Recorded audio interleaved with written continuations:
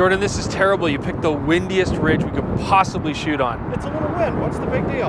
Okay, so first off, that statement means you don't care about me. That's bad enough. But most importantly, you obviously don't care about the hair.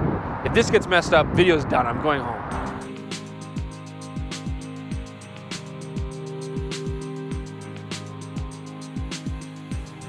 Welcome back, Deep Your View TV viewers. Chris Nichols here, and about a year and a half ago, we did an entry-level full-frame shootout between the Nikon Z6, the Sony a7III, and the Canon EOS R. Now, all of these three cameras are still wildly popular today, but the prices have changed. The Canon EOS R was actually the most expensive at that time of shooting. Now it is the most affordable out of the three cameras. But we thought we would revisit this shootout, not just because I'm wearing the same shirt for this video, but because so much has changed via firmware. All three of these cameras have improved. Does the firmware change the rankings? Does it move things around? Stay tuned to find out. Now, in our last shootout, we didn't talk about display technology, but I think it's worth covering, although it is something that firmware can't really improve on. So let's talk about displays and how they rank up with all these cameras.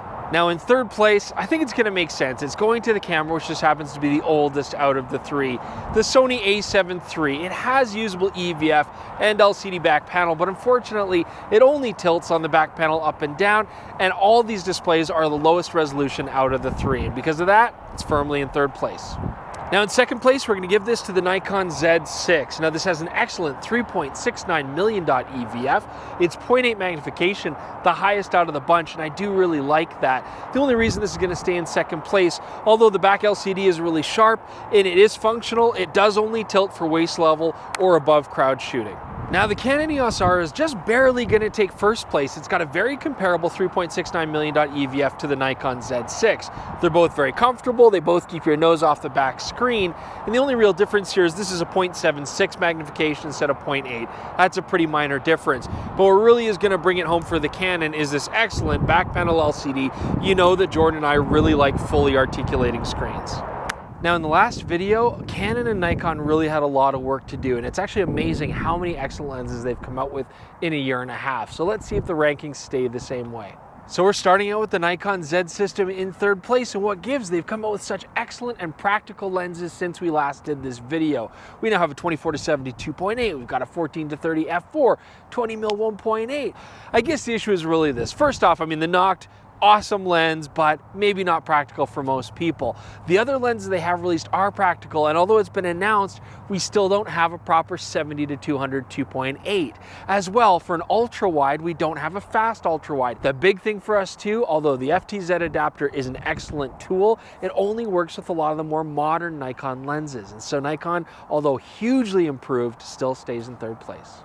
In second place, I'm going to give it to the Canon EOS R again. The RF lens mount has improved quite a bit, and although they're expensive, they do tend to just be lenses that might pull professionals completely out of the EOS system.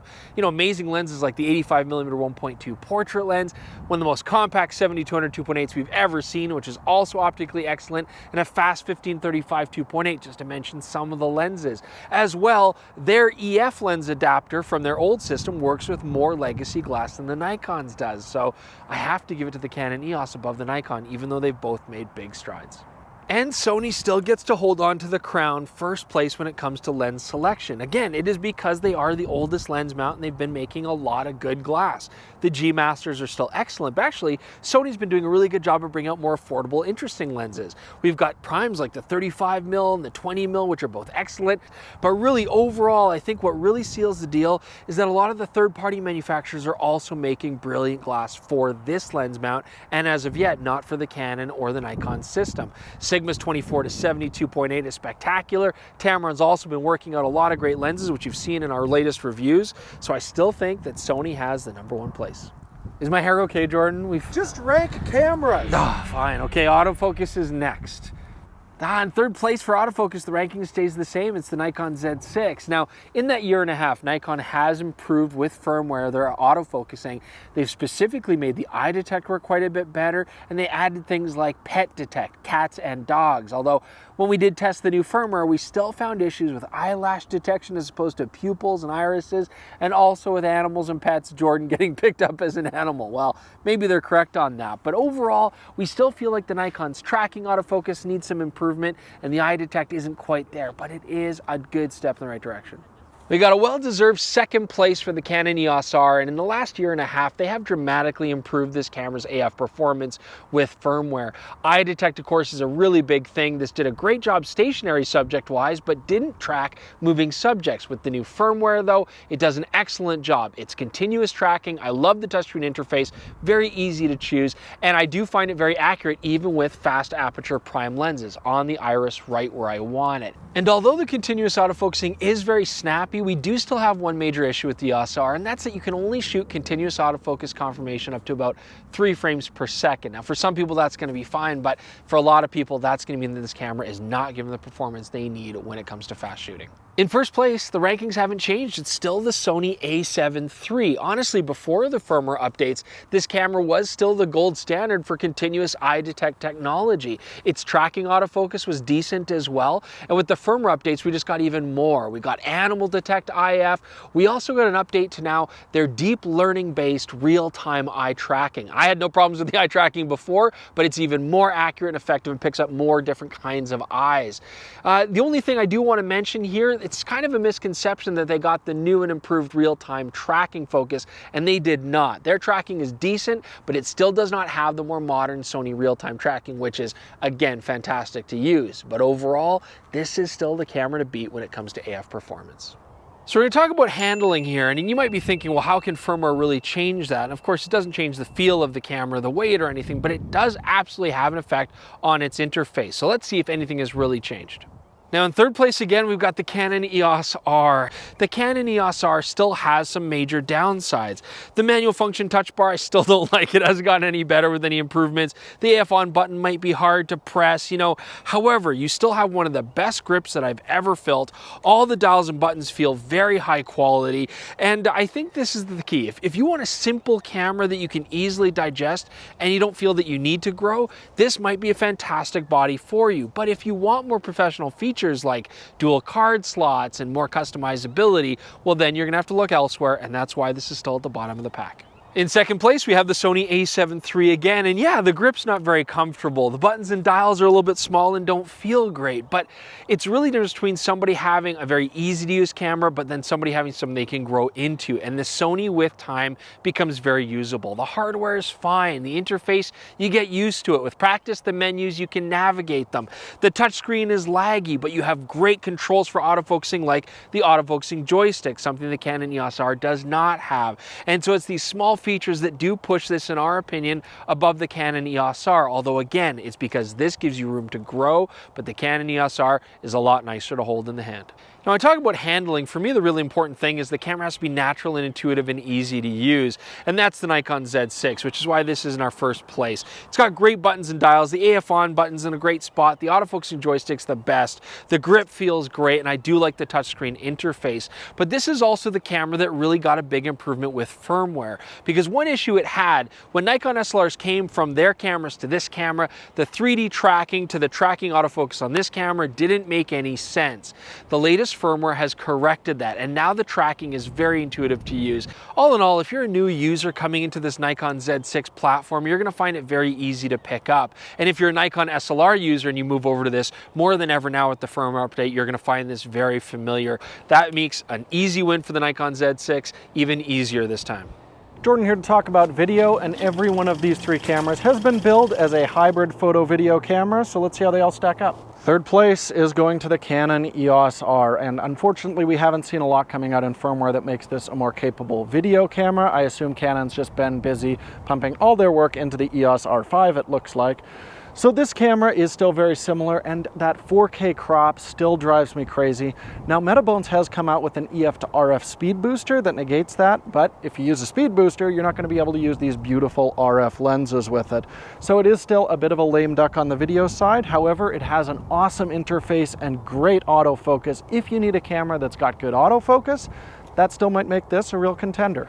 Second place is the Sony a7 III, and this is a very complete video package. You've got very usable autofocus, though I'm not crazy about the interface with that. You've got internal access to things like S-Log 2 and 3, HLG recording, and one of my biggest irritations with the a7 III, the lack of any kind of time-lapse support, has been addressed in firmware. So very well-rounded camera, but it's not going to get our top honor, because even if you hook an external recorder onto this, it is always an 8-bit video camera. It was a shocker when we first looked at it, and it's still really impressive. Number one is the Nikon Z6. Now, this camera gives you surprisingly good autofocus in video mode. On top of that, if you kick it out to an external recorder, you'd get 10-bit N-Log recording. I love Nikon's flat profile. It's very easy to grade. But in this time, they've given us a paid firmware upgrade. You can ship your camera in, and it'll be capable of shooting compressed RAW in Apple's ProRes codec to a few different Atomos recorders. Now, this isn't a perfect implementation. There are some issues you can see on our Nikon Z6 RAW review, but having RAW at this price point is an amazing accomplishment, and for that reason, it's our number one. Next, we're going to talk about image quality. When you're buying a full frame camera, image quality is a big part of that equation. You do want to get great images, and all three of these cameras do a great job. Firmware hasn't really improved any of these cameras, but let's talk about the good and bad of each of them. Now, in third place is the Canon EOS R, but don't get me wrong, okay? This has fantastic resolution and a 30 megapixel sensor, higher than the other two. Beautiful color, and Canon have fantastic optics to put in front of this sensor. However, resolution isn't everything. I mean, really, we want things like better low light performance and especially dynamic range, and that's where this sensor just cannot quite compete with the other two. In second place, we've got the Nikon Z6, and it's very similar story to what we found before. Love this sensor, very comparable to the Sony, 24 megapixels, great high ISO performance. I really do like the way that Nikon renders their images and the colors that we get out of it. And so really the only issue is a very minor one. If you boost shadows, sometimes you'll see some minor banding before the other cameras do. And so for that reason, it's going to be the number 2 position, but this is a fantastic image quality camera.